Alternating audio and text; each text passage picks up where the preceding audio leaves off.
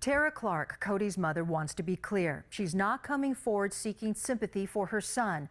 Cody murdered a man, devastating his family, and she says her son must pay the price, and Cody agrees.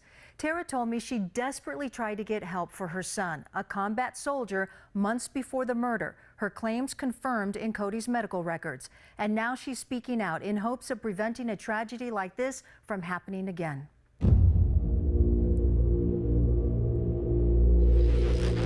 It was a murder case that wrapped up quickly. March 2015, Marana police found Cody Clark drunk, nearly naked, in the backyard of a random house on the northwest side.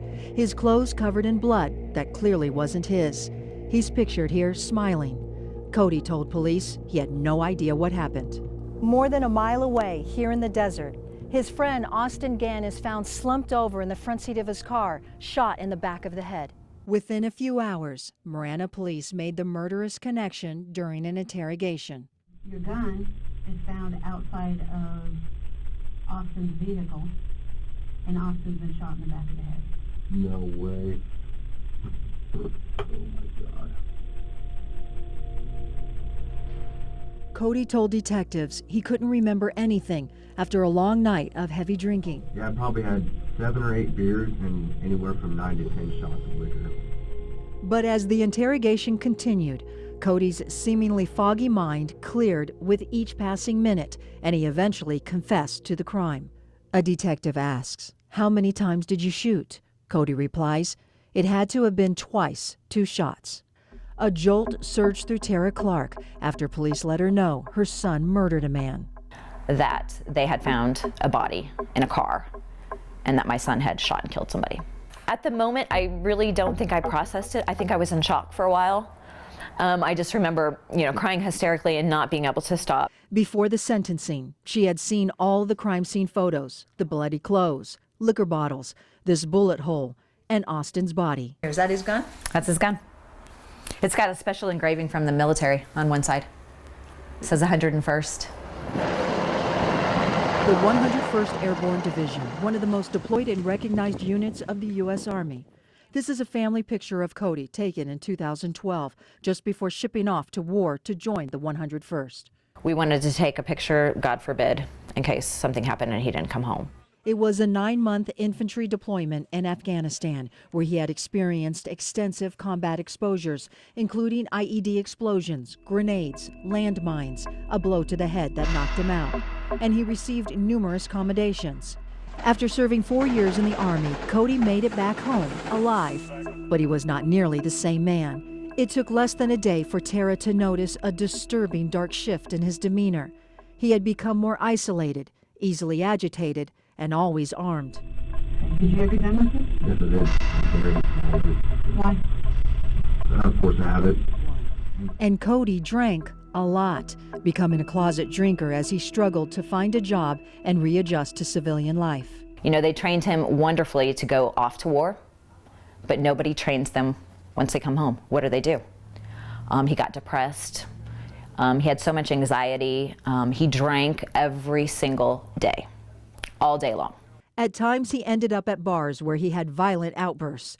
He admitted to being in a couple of bar fights where he seriously injured people, and he's pulled his weapon on several occasions when he felt threatened and outnumbered. 3 months before the murder, there was another explosive incident, this time involving his family. In a drunken rage, Cody drew his gun and threatened to kill his mother, sister, her boyfriend, and himself. Completely blacked out drunk. You could tell that he was blacked out drunk? Absolutely. How can you tell? There was nothing there. When Cody goes into one of these episodes, everything's gone. There's no communicating with him. There's nothing. You can tell by the look on his face. He's gone. Tara called Tucson police and wanted her son committed for psychiatric evaluation. Officers hauled Cody to this crisis response center.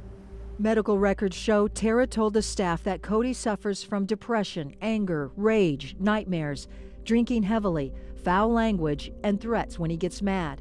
All classic symptoms of PTSD, post-traumatic stress disorder.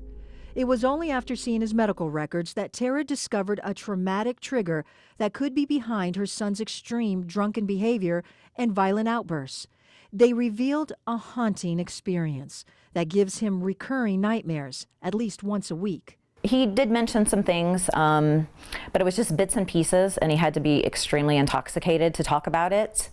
And then he would just start crying, which I would start crying, so we didn't get very far. What he held back from Tara, but told the medical staff, while in Afghanistan, he and another soldier were clearing a village when they encountered a 10-year-old boy holding an AK-47 trained on them. Both unloaded 3 to 4 rounds into the boy at close range, but later found out the AK-47 was not loaded. Tara believes her son couldn't cope with the guilt of killing a young child. That wasn't the only shocking discovery in his medical file. Cody denied any suicidal thoughts, but told staff, when provoked, he sometimes does have homicidal thoughts towards people, no one in particular. The homicidal thoughts, to me, would have been a red flag. The Crisis Recovery Center diagnosed Cody with PTSD. Staff was concerned Cody was downplaying his symptoms and told Cody that PTSD does not go away, but can escalate.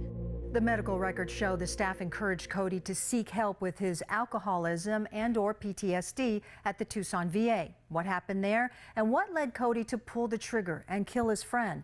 The answers in part 2 of our series Sunday night at 10. And we have more information on our website, kgun9.com. Back to you.